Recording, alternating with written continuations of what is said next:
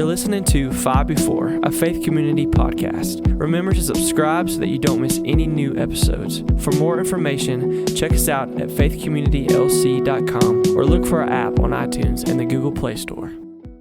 Hey y'all, welcome to today's podcast, and my name is Avery, and today I'm going to be talking about the power of worship.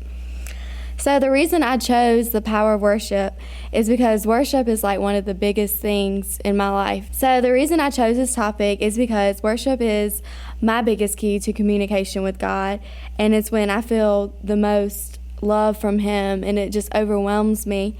And today's verse is from Psalm 43. He put a new song in my mouth, a hymn of praise to our God.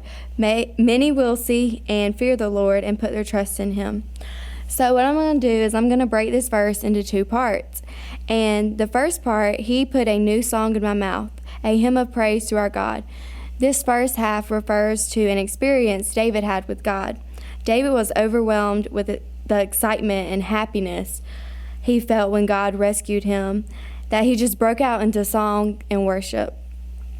It wasn't just any song that David broke out into. It was like a new song, because there was no other song or an older song that could just show and represent how overwhelmed and excited David was.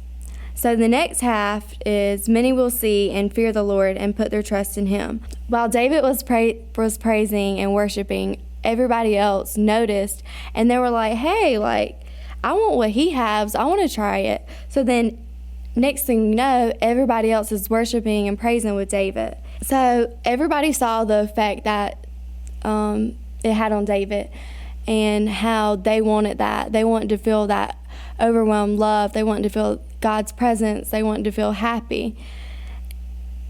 And we can relate that to how spiritually lost people are drawn to Christ through worship.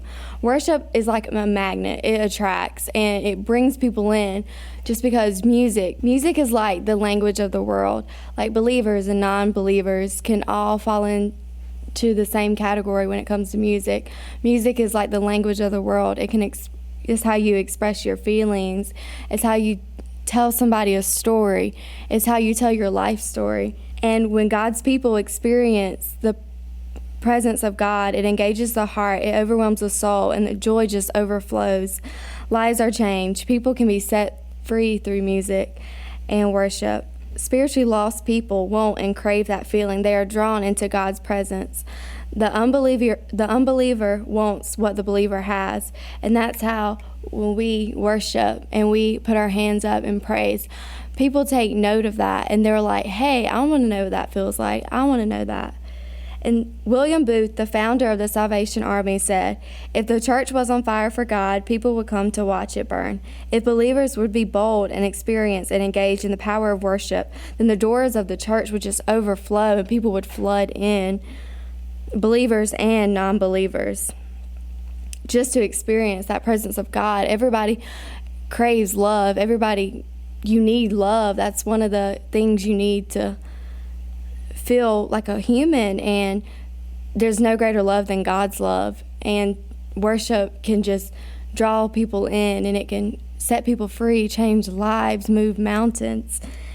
And I just think that everybody, old and young, we all have to be bold in our worship. You never know when your life or somebody else's life can be changed by just lifting your hands up and giving all the glory to Him and praising Him. When we worship, we can move mountains and set the church on fire, that non-believers would take note of that. And hey, all I have to do is just lift my hands and give it all to Him, and then I'm set free or I'm changed.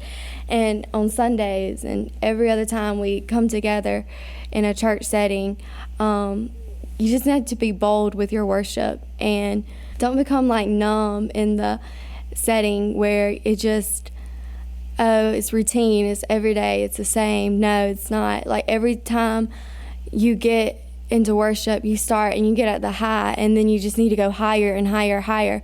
Let each time that you end worship with set the bar for the next time that you worship, just to get it higher and higher and higher, because you never know how just lifting your hands and worshiping God can affect you and can affect other people and non-believers.